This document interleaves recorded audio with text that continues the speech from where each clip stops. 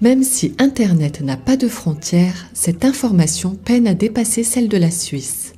Le Grand Conseil du canton de Genève a adopté le 27 février, à une large majorité, une résolution invitant le gouvernement confédéral à délivrer de toute urgence un visa humanitaire à Julian Assange. Que pour la première fois en Suisse, mais également pour la première fois sur le plan international, un Parlement pourrait adopter une résolution offrant une solution concrète et immédiate. Il faut rappeler que Julian Assange est un héros. Un héros pourquoi? Parce qu'il a osé faire prévaloir la raison et l'humanité sur la raison d'État. C'est un modèle parce qu'il dénonce des choses abominables qu'on appelle les crimes de guerre. Soutenu par 6 des 7 partis représentés au Conseil, le texte a été accepté par 57 votes favorables, 16 votes défavorables du Parti libéral radical et 4 abstentions. Ce visa humanitaire accorde à son bénéficiaire un séjour court dont la durée établie est de 3 mois renouvelable.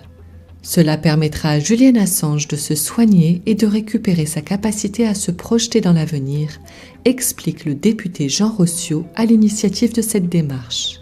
Le député dit suivre un dessein humanitaire s'appuyant sur les déclarations alarmantes de Nils Melzer, rapporteur spécial de l'Organisation des Nations Unies sur la torture qui a, à maintes reprises, alerté sur l'état physique et psychologique de Julian Assange.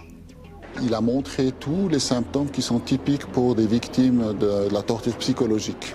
Je suis absolument conscient de la gravité de cette accusation, mais dans ce cas-là, les symptômes étaient très très clairs.